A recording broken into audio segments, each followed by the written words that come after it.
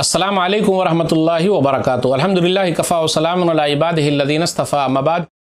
محترم ناظرین کرام، آج آسان درس قرآن کے اندر 5ویں پارے کے اندر چوتھا رکوع ہے، جس کے اندر 8 آیتیں ہیں، آیت نمبر 43 سے آیت نمبر 50 تک۔ اعوذ باللہ من الشیطان الرجیم، بسم اللہ الرحمن الرحیم۔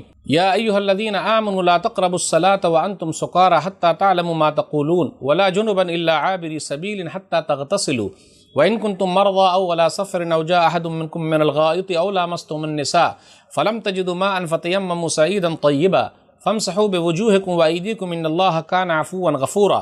اے ایمان والو، تم نشے کی حالت میں نماز کے قریب نہ جاؤ یہاں تک کہ وہ الفاظ جان لو جو منہ سے کہتے ہو، اور نہ حالت جنابت میں نماز کے قریب جاؤ یہاں تک کہ تم غسل کر لو، مگر یہ کہ تم راستہ عبور کرنے والے ہو، اور اگر تم بیمار ہو یا سفر پر ہو، یا تم میں سے کوئی قضائے حاجت کر کے آیا ہو، یا تم نے عورتوں سے ہم بستری کی ہو، پھر تمہیں پانی نہ ملے تو پاک مٹی سے تیمم کر لو اور اسے اپنے چہروں پر اور ہاتھوں پر مل لو، بے شک اللہ تعالیٰ بہت معاف کرنے والا، بڑا بخشنے والا ہے۔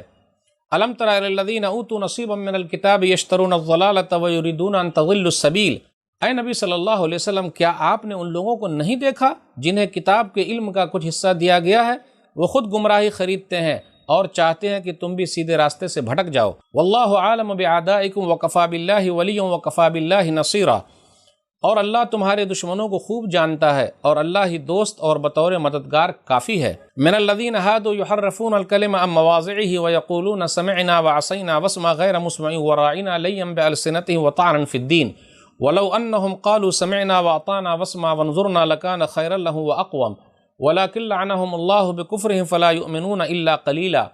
یہودیوں میں سے کچھ لوگ اللہ کی باتوں کو ان کی جگہوں سے بدل ڈالتے ہیں اور کہتے ہیں ہم نے سنا اور ہم نے نافرمانی کی، اور کہتے ہیں سنو اگرچہ تم اس قابل نہیں ہو کہ تمہیں کچھ سنایا جائے، اور اپنی زبانیں توڑ مروڑ کر دین میں طعن کی غرض سے نبی صلی اللہ علیہ وسلم سے مخاطب ہو کر کہتے ہیں راعینا، اور اگر وہ یہ کہتے ہیں ہم نے سنا اور ہم نے اطاعت کی اور سنیے اور ہماری طرف دیکھیے تو ان کے حق میں بہتر اور نہایت مناسب ہوتا، لیکن اللہ نے ان کے کفر کی وجہ سے ان پر لعنت رکھی ہے، اس لیے وہ کم ہی ایمان لاتے ہیں۔ یا ایھا الذین اوتوا الکتاب آمنوا بما نزلنا مصدقا لما معکم من قبل ان نطمس وجوہا فنردها علی ادبارها او نلعنهم كما لعنا اصحاب السبت وکان امر اللہ مفعولا۔ اے وہ لوگوں جنہیں کتاب دی گئی، اس قرآن کریم پر ایمان لاؤ جو ہم نے نازل کیا ہے، اور جو اس کتاب کی تصدیق کرتا ہے جو تمہارے پاس ہے، اس پر ایمان لے آؤ، اس سے پہلے کہ ہم چہرے بگاڑ دیں پھر انہیں پیچھے کی طرف پھیر دیں، یا ان پر ویسے ہی لعنت کریں جیسے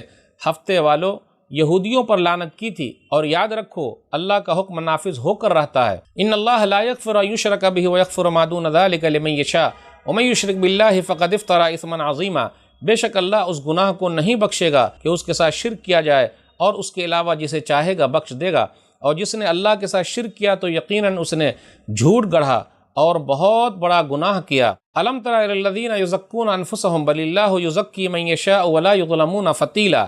اے نبی صلی اللہ علیہ وسلم، کیا آپ نے ان لوگوں کو نہیں دیکھا جو اپنے آپ کو پاک کہتے ہیں، بلکہ اللہ ہی جسے چاہتا ہے پاک کرتا ہے، اور ان پر کھجور کی گٹھلی کے دھاگے کے برابر بھی ظلم نہیں کیا جائے گا۔ انظر کیف یفترون علی اللہ الکذب وکفی بہ اثما مبینا۔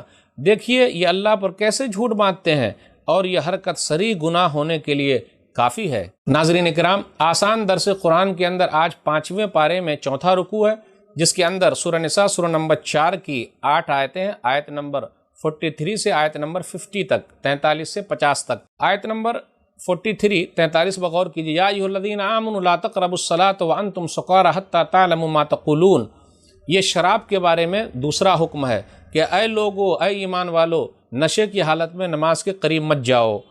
اگر کوئی اتنا پڑھے گا یا ایھا الذین آمنوا لا تقربوا الصلاۃ، اے ایمان والو تم نماز کے قریب مت جاؤ، تب تو دھوکہ دینا ہو جائے گا۔ آگے بھی ہے بھائی، نشے کی حالت میں مت جاؤ یہاں تک کہ تم جان لو جو تم کہتے ہو۔ تو یہ شراب کے بارے میں قرآن کریم کے اندر دوسرا حکم ہے۔ پہلا حکم سورہ بقرہ سورہ نمبر 2 میں آیت نمبر 219 کے اندر ہے، اور یہاں دوسرا حکم ہے سورہ نساء سورہ نمبر 4 آیت نمبر 43 میں کہ نشہ کی حالت میں مت جاؤ، اور تیسرا حکم سورہ مائدہ سورہ نمبر 5 کے اندر ہے آیت نمبر 90 اور 91 میں کہ ہمیشہ کے لیے حرام ہے۔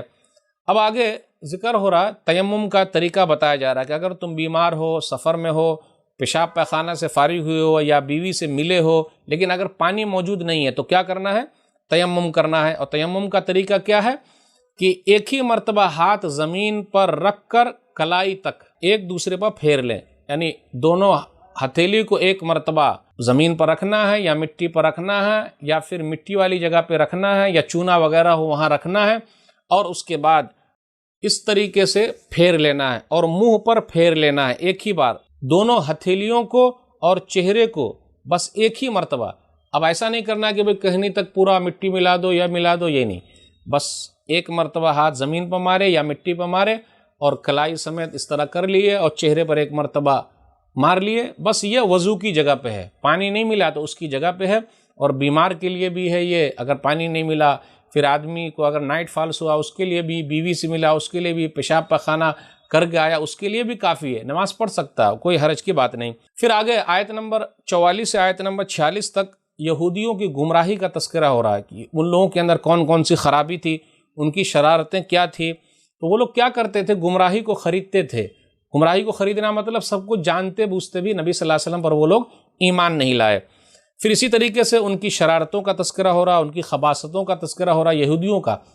آج وہ لوگ فلسطین کے اندر جو حکومت قائم کی اسرائیل نام سے، وہ کس کی جگہ ہے؟ وہ تو مسلمانوں کی جگہ ہے، فلسطینیوں کی جگہ ہے۔ تو ہدایت کے بدلے یہ لوگ گمراہی کو خریدتے تھے۔ پھر اسی طرح رسول اللہ صلی اللہ علیہ وسلم پر کوئی چیز نازل ہوتی تو اس پر وہ لوگ اعتراض کرتے تھے، رسول اللہ صلی اللہ علیہ وسلم کی صفات کو یہ لوگ چھپاتے تھے۔ پھر اسی طرح مومنوں کو کہتے تھے کہ ارے یہ لوگ بھٹکے ہوئے ہیں، اور کافروں کو کہتے ہیں ارے تم ہی لوگ اچھے ہو، صحیح ہو۔ اور اسی طرح کہتے ہیں بات سننا لیکن ایسے رہنے کا، جی ہم نے سنا اور نافرمانی کر دی، انسنی کر دینے کا، اس طریقے سے یہ لوگ تھے۔ پھر اس کے بعد یہ بیان کیا جا رہا ہے کہ اگر یہ لوگ نہیں مانیں گے تو مسئلہ گڑبڑ ہو جائے گا۔ یہودیوں سے کہا جا رہا ہے کہ تم ایمان لاؤ، کیونکہ تمہاری کتاب کے اندر، توریت کے اندر یہ سب چیز لکھی ہوئی ہے کہ آخری نبی آنے والے ہیں، تو تم لوگ ایمان لے آؤ۔ نہیں لاؤ گے تو تمہارے چہرے بگاڑ دیے جائیں گے، یا پھر ان لوگوں کی طرح ہوگا جو ہفتے والے لوگوں کے ساتھ ہوا تھا، سنیچر والے لوگوں کے ساتھ ہوا تھا کہ اللہ تعالیٰ نے ان لوگوں کو ذلیل بندر بنا دیا۔ پھر آگے یہ ذکر ہو رہا ہے کہ اللہ کے ساتھ کسی کو شریک نہیں ٹھہرانا، اللہ شرک کو معاف نہیں کرتا، اس کے علاوہ گناہوں کو اللہ چاہے تو معاف کر دے۔ پھر ذرہ برابر بھی کسی کے ساتھ ظلم نہیں ہوگا۔ فتیل کہا جاتا ہے، ولا یظلمون فتیلا، کھجور کی گٹھلی کے کٹاؤ کے بعد جو دھاگا نظر آتا ہے نا، یا سوت کی طرح نکلتا دکھائی دیتا ہے، اتنے برابر بھی اللہ کسی پر ظلم کرنے والا نہیں۔ پھر یہودیوں کی خباثت کا تذکرہ ہو رہا، ان کی شرارتوں کا، کہ وہ لوگ اپنا تذکیہ کرتے تھے، اپنے منہ میاں مٹھو بنتے تھے، جی ہم ہی اچھے ہیں، ہم ہی جنت میں جانے والے ہیں، نحن ابناء اللہ واحباؤہ۔ سورہ مائدہ سورہ نمبر 5 آیت نمبر 18 کہ ہم اللہ کے بیٹے ہیں، اللہ کے محبوب ہیں۔ سورہ بقرہ سورہ نمبر 2 آیت نمبر 111 کہ جنت کے اندر تو یہودی اور نصرانی ہی جائیں گے، دوسرے لوگ تو جانے والے ہیں ہی نہیں۔ تو اللہ نے کہا کہ نہیں، بل اللہ یزکی من یشاء، اللہ جس کا چاہتا ہے تزکیہ کرتا ہے۔